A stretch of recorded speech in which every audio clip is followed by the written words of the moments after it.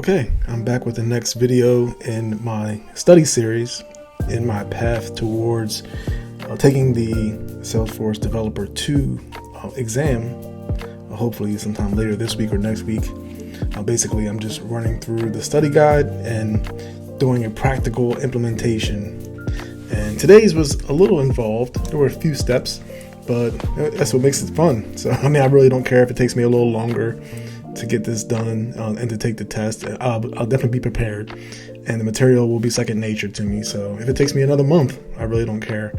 I have enough certifications. So right now it's just a matter of really digging into the material and internalizing it as much as I can. So I've created in the continuation of my job application app, on Salesforce, I've created a junction object called job applications. And this is basically a junction between, let's take a look, between the applicant, which is a contact object, we've named it applicant, and job, which is, if you've been watching the series, then you've seen the jobs custom object. We'll take a peek at it from the back end. It's very simple. Applicant, it's a master detail with contact, as well as the job field, which is a master detail. And the name I've made an auto number. Initially it was, I hadn't done that, and it was populating at the record ID, was populating as a name. It looked kind of weird. So now it's kind of nice and neat. There's something we can sort by if we need to, from the list view. So let's go ahead and take a look at this Apex. Very simple class with an inner class. These two parameters here are the invocable variables. They are what get passed into a screen flow, and I'll show you that last. Basically, the screen flow accepts these two variables and passes in a list of job applications. It's really only one list, one job application, but it passes in a list, as you know how Salesforce works with its bulkification processes. So here we have a try and catch block where we attempt to create a job application based on the two variables. Now, and I do know that this could easily be done entirely within a flow, but there are other reasons why you might want to do this in Apex. There could be a call out involved.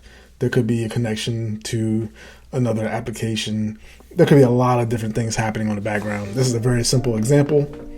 So, but you can see the try catch block where we create a job application. We pass in those two variables, the applicant ID and the job ID, and we pass that we add that to a list, and then we insert the list after a successful transaction. So let's go ahead and let's do it in the UI. We're going to go to contacts. Let's do Jack Rogers here. So here I've placed the screen flow onto the contact record. And there are a lot of different ways you can handle this. In real life, you're probably restricted by profile. There are a lot of different things, but for here, we're making it very simple. Probably should also pre-populate the current record's ID, but it's easy to go ahead and populate. And we'll make Jack Rogers a junior analyst, and then we're going to hit next, and then it's been completed. So the application has been submitted. We'll hit finish. We'll go to job applications, and we see the job application that we just created. So, like I said, very simple as far as what we've created, but there are a lot of pieces to put together when you think about it. Let's go ahead and take a look at the flow.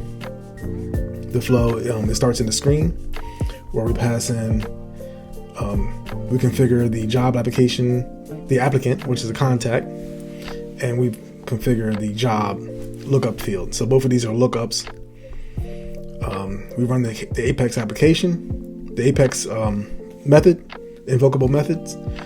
We have a fault path in case of an error in the Apex, which would allow the user to go back and rethink what they're submitting or how they're submitting it, or whatever could have caused the issue, and just a confirmation screen. So very simple flow, And that's it. So that one is the end of the invocable method piece of the study guide. I'm not exactly sure what's going to be next in video 4, but I look forward to creating that for you. Thank you for watching this one, and I will talk to you later. Have a great day. Goodbye.